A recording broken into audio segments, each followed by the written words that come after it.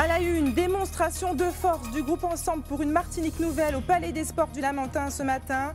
Plus de 3000 personnes se sont rangées derrière Serge Letchimy qui se positionne peu à peu pour l'élection de la collectivité unique de la Martinique. On croyait en être débarrassés pour de bon, eh bien non, les sargasses sont de retour. Elles ont envahi les plages du Sud, notamment celle du Diamant. Et puis après 8 ans passés dans les ex-locaux d'Air France, les marchandes du marché touristique de Fort-de-France ont retrouvé leur place sur le Malécon. Un dénouement heureux pour la trentaine de marchands. La parade des Mornes a enflammé la ville du Marigot hier, un événement unique attendu toute l'année par les Marigotins. Retour dans ce journal sur ce spectacle haut en couleur. Mais avant de développer ces titres, le corps d'un homme a été découvert cet après-midi, Font-Bernier, à Schellcher. L'homme repêché dans l'eau se trouvait à 10 mètres du rivage. Il a été pris en charge par les pompes funèbres. Impossible pour le moment de déterminer la cause exacte du décès. Bonsoir, je suis ravie de vous retrouver. C'est l'événement politique du jour. Le groupe Ensemble pour une Martinique nouvelle a montré les muscles ce matin. Plus de 3000 personnes ont assisté au premier meeting du groupe qui compte déjà 12 partis et mouvements. Une coalition menée par Serge Letchimy qui se positionne peu à peu pour l'élection de la collectivité unique de Martinique en décembre 2015. Loïc Régis. Tous les opposés hier, ils sont aujourd'hui proches du rassemblement.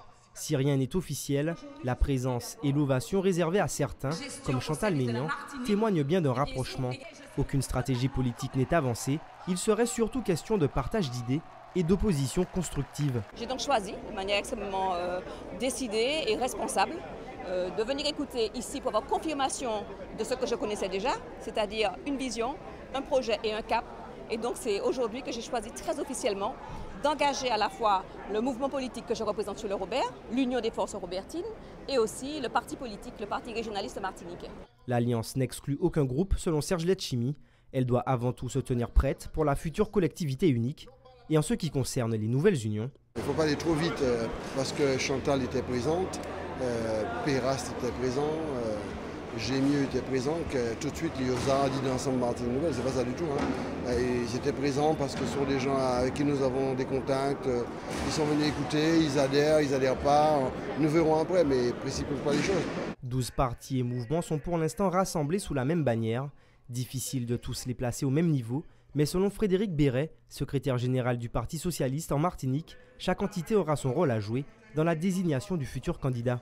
Nous avons la garantie que nos valeurs seront respectées au sein de cette alliance et qu'il n'y aura pas d'hégémonie d'un parti sur un autre.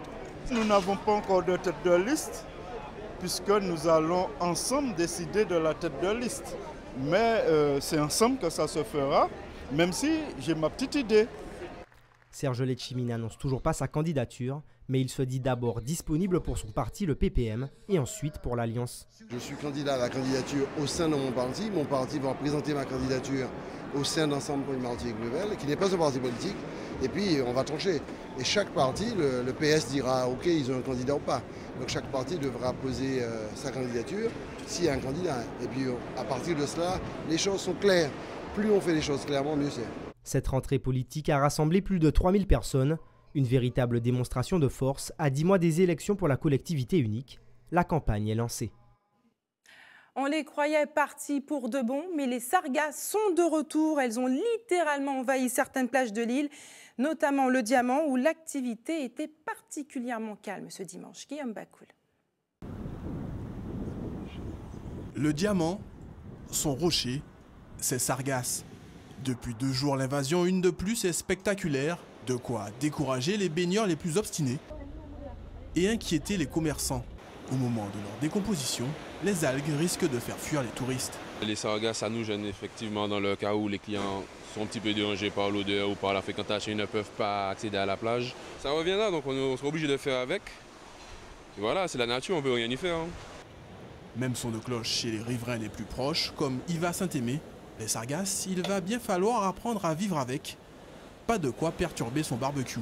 J'ai été étonné de voir que c'est revenu. Je croyais que c'était parti définitivement. Ça fait une année que ça dure comme ça. Mais c'est embêtant parce que ça chasse les touristes. Bon, mais quand voulez-vous, c'est la nature, hein? On ne peut rien faire. D'autres sont moins fatalistes et espèrent une réaction des politiques, afin de solutionner le problème. Les élus qui ont dit qu'ils vivaient puis ça, mais non, il y a un travail. Chaque fois que arrivé, ils peuvent mettre de côté, tirer, ils peuvent faire recherche pour savoir propriété agla, mais en même temps, ils peuvent bloquer agla depuis les mer. Avant, ils vont le contenant, ils peuvent avoir la possibilité de bloquer. Mais apparemment, il n'y a pas qu'à faire le nécessaire. Et puis chaque fois, il y a qu'à attendre pour dire qu'il n'y a pas de moyens pour tirer. Aujourd'hui, les bancs de sargasses ont continué d'affluer sur le littoral diamantinois. Mais pas seulement. Le François et aussi le Vauclin ont une fois de plus été touchés. Le salon du mariage a fermé ses portes ce soir au Palais des Congrès de Madiana. 60 exposants étaient présents pour présenter les dernières tendances, de quoi faire le bonheur de tous ceux qui projettent de sceller leur amour cette année. Julien Goudichaud. Préparer le plus beau jour de sa vie. Tous sont venus accompagner pour cette organisation qui ne s'improvise pas. De la robe de mariée au fleuriste, rien ne doit être laissé au hasard. Arnold et Maud l'ont bien compris. Et le jour J, ils seront prêts. On va essayer de se préparer et tout pour que tout soit en place, pour que ce soit le meilleur jour de notre vie en fait. On n'avait pas encore décidé de la date, mais c'est pour ça qu'on est venu se renseigner un peu au salon du mariage, voir comment ça se passe, pour qu'on puisse bien cibler les choses. Je veux vraiment que tout soit bien fait. J'invite tous ceux qui sont fiancés à le faire, ou pas encore fiancés, même si on n'a pas décidé de se marier, que ça peut être vraiment quelque chose d'important, d'intéressant. Certains ont préféré venir avec une personne de confiance, expérimentée et en mesure de rassurer. C'est le cas de Stéphanie, qui a préféré venir accompagnée de sa mère. Une grande première pour l'une et un voyage dans le temps pour l'autre. Ça donne envie de se marier, de se remarier, de se remarier. C'est vrai, tout est joli, même si c'est pour une journée, mais vraiment... Voilà, une petite princesse qui réalise enfin leurs vœux, oui, voilà. C'est bien d'être accompagnée par maman, oui. Avec la grâce de Dieu, je pense que tout va bien se passer. Et même si la demande n'a pas encore été faite, rien n'empêche de venir rêver du jour où le prince viendra. On est venu faire du repérage puisqu'à la base nous sommes modèles, mais pour de futurs projets ce serait intéressant. Pour les robes de mariée, au niveau des couleurs, au niveau des accessoires, au niveau même de l'événementiel, tout ce qui est produits de beauté, bijoux et puis tout ce qui est décoration, c'est très intéressant, c'est aussi divers que varié. Ça donne envie de se marier. Ça donne envie de se marier. En espérant que... bientôt. Le mariage est parfois organisé dans le plus grand des secrets, pour réserver la plus belle surprise aux proches et à la famille. Je suis venue pour des renseignements pour mon mariage qui est en préparation et qui est un grand secret. J'ai un budget important qui me permet, c'est pour ça que je prends déjà des renseignements. Personne de ma famille doit me reconnaître. Le salon du mariage vous donne rendez-vous l'année prochaine pour sa 22e édition. En attendant, nous souhaitons tous nos vœux de bonheur aux futurs mariés. Et d'autres cultivent leur bonheur dans leur jardin. Depuis 2 ans maintenant, la ville de Fort-de-France prête un terrain à l'association des habitants du terrain de Dongar à Redoute, une parcelle de 200 mètres carrés où les riverains peuvent planter oignons pays, choux, courgettes, bref, un luxe en pleine ville. Élodie Toto. Au milieu des immeubles, en plein cœur de Fort-de-France, un jardin créole. Chacun s'occupe de sa parcelle comme il le souhaite. Joseph cultive la sienne depuis maintenant 2 ans. Depuis ma jeunesse jusqu'à maintenant, et que je ressens que vraiment ce besoin d'avoir un jardin. Mais pas un jardin comme ça, hein. C'est vraiment un jardin pour vivre. Et cela me fait rappeler aussi mes parents qui m'ont dit que un jardin, c'est la vie. Tomates, choux ou encore giromont. Si la production est fructueuse, le plaisir n'est pas seulement de récolter, mais de partager. En ce qui me concerne, je serai bientôt à la retraite, je vais m'investir à fond. Et l'idée, c'est de faire partager le maximum de personnes à cette production agricole locale. C'est bien ça. L'association des habitants de la cité Dongar compte une 40aine de membres. Si tous ne cultivent pas, le jardin leur permet aussi de faire des rencontres. C'est agréable de rencontrer les voisins, de travailler ensemble. Ça nous arrive d'organiser des fois des petites grillades parties. C'est agréable. Le terrain a été prêté par la ville il y a 4 ans à la demande de l'association. Une façon pour eux de développer des initiatives écologiques. Nous considérons en fait ce projet ici à Dongar comme étant une pépinière à projet. Donc c'est une première phase de sensibilisation de la population en matière de protection de la biodiversité et des milieux naturels. Le jardin de Dongar est le tout premier à avoir ouvert à Fort-de-France. Mais le succès est tel qu'un deuxième est en cours de réalisation. Restez avec nous dans un instant, coup de projecteur sur l'hébergement écologique. Le concept séduit de plus en plus de touristes accros aux vacances au vert. Et puis nous irons au Grand Carbet où se tient en ce moment même l'élection de la reine du carnaval 2015. Mais avant, on reçoit une grande dame du cinéma ce soir. Bonsoir, Eusanne Palsy. Bonsoir. Merci tout d'abord d'avoir accepté notre invitation. Vous êtes de retour chez vous pour présenter aux Martiniquais une version remasterisée du film Siméon mardi soir. On regarde tout de suite un court extrait de ce film revisité. Si tu m'aimes, je m'en fous du monde. Je vais jamais t'oublier. La musique, c'est 4% de swing, c'est 4% d'harmonie et 5% de poésie, ok? 3, 4. Isidore, réveille-toi, on part en quart ce soir avec un producteur de disques. Ah, putain, tu connais Rachid. Je déconne pas. Philomène Junior. Philomène Junior, comment allez-vous, mon cher? Voyager, j'en dis, je m'en pas rêver, ça arriverait. Tout fait des fous, madame. Vous allez rêver, danser, aimer, vibrer, lyonner, pour le meilleur de nous-mêmes. Pourquoi vous faites ça pour elle? Je vais demander à Siméon. Qui c'est celui-là? Eusanne Palsy, c'est important pour vous d'inviter les Martiniquais à redécouvrir ce film qui n'avait pas connu un franc succès à sa sortie il y a plus de 20 ans? Oui, tout à fait, parce que quand il est sorti entre Bodyguard et Maman, j'ai raté l'avion. Donc ça, c'est insupportable. Et puis, bon, il y a une demande croissante, quoi, qui va croissant,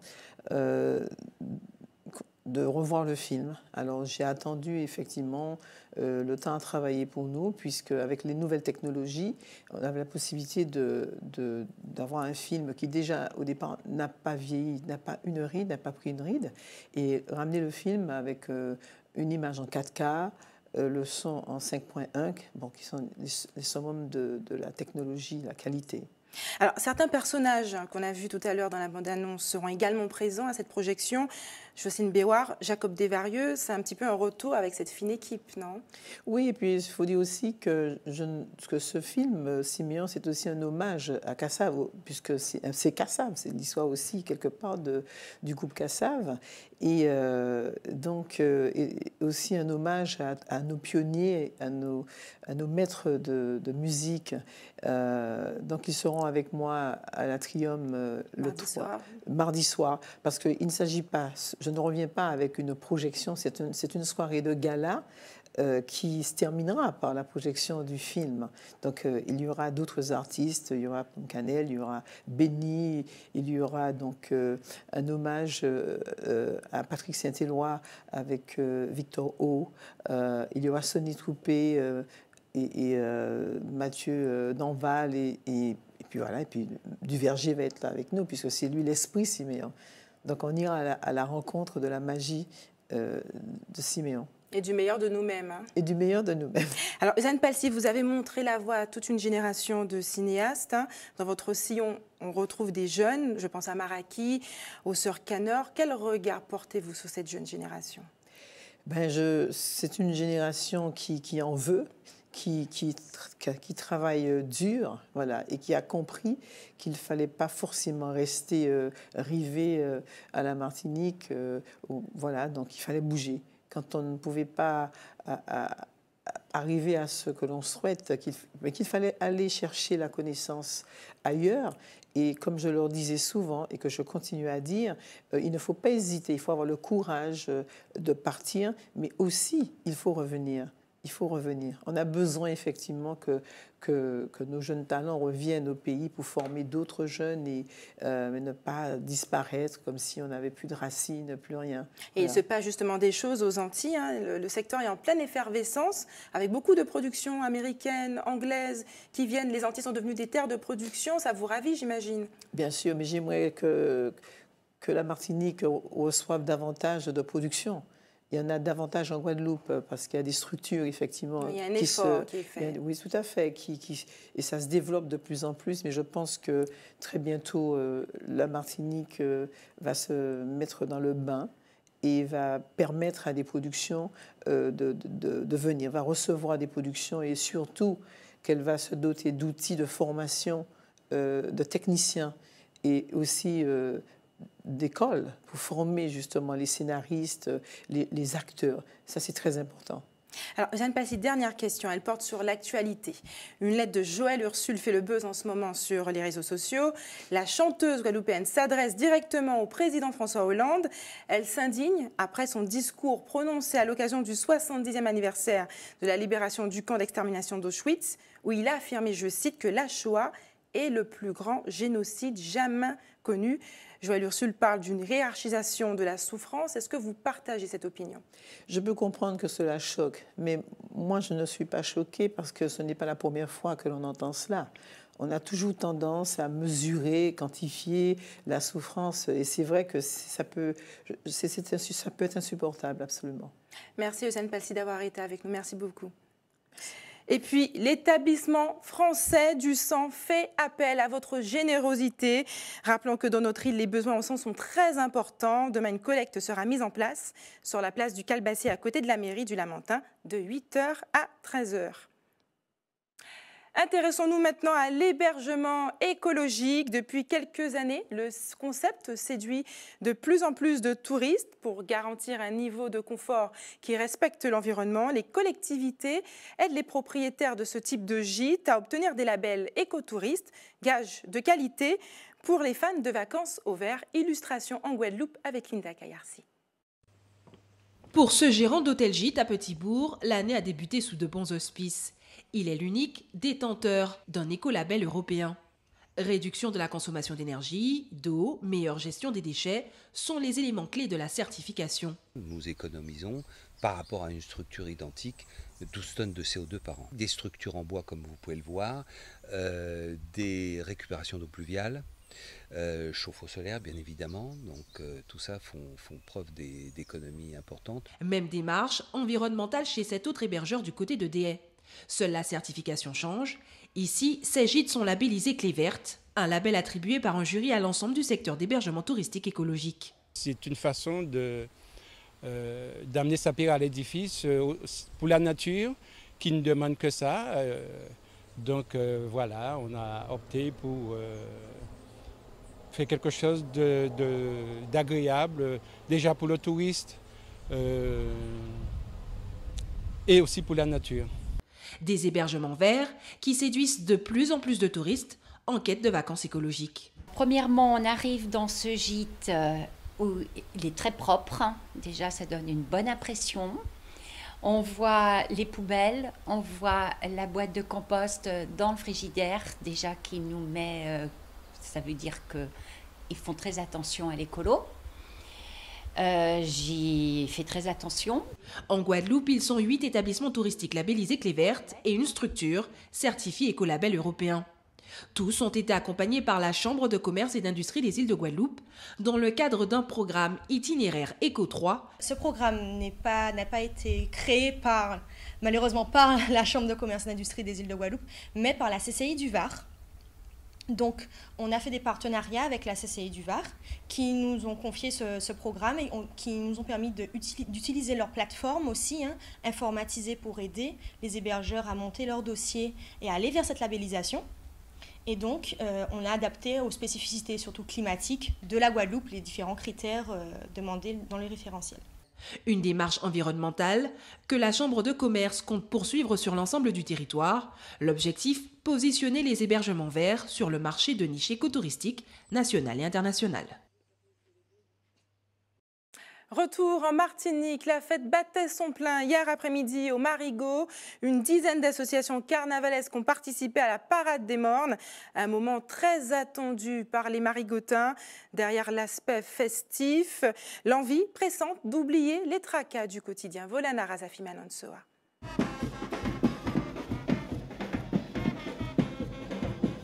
Cette année, Laetitia ouvre le carnaval du Marigot. La jeune fille est une habituée de l'événement. Elle participe à la parade depuis sa plus tendre enfance.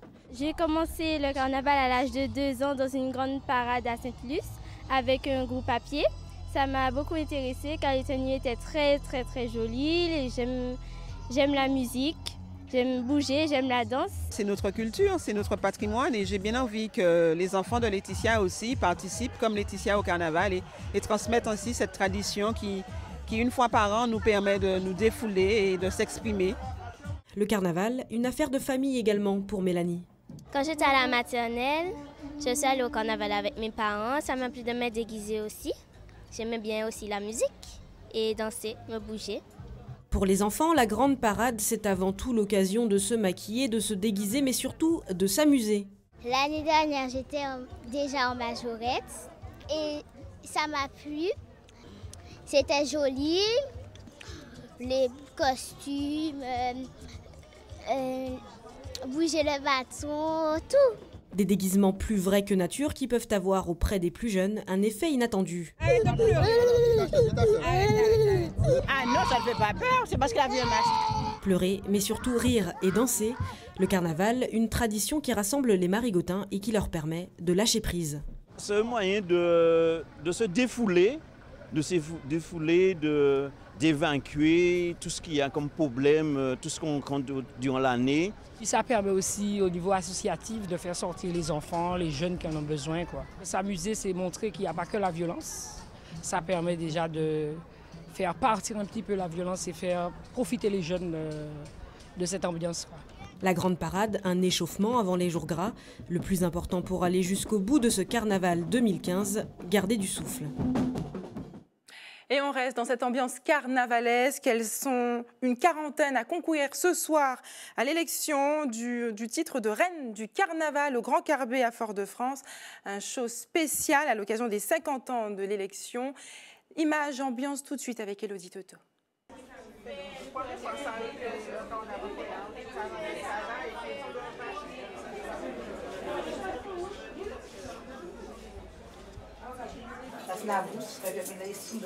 La danse, elle est déjà dans mon sang et j'adore ça. C'est pourquoi je me présente toujours. Je ne peux pas laisser, c'est dans mon sang jusqu'à la mort. Donc on élit une reine avec ses 2 dauphines et puis les reines mères et les mini-reines. Cette famille, si vous voulez, de reines et de dauphines, de demoiselles d'honneur, compose la cour du roi Vaval qui défile dans les rues de Fort-de-France. Nous allons poursuivre immédiatement avec l'élection des mini-reines.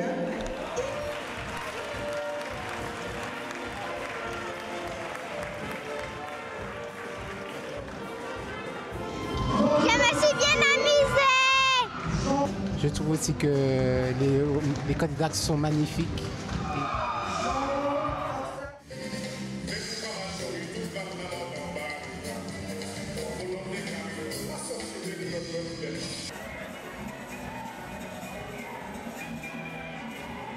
Beaucoup d'émotions, après 50 ans. Néanmoins, très fière d'être la première reine de la Martinique du carnaval.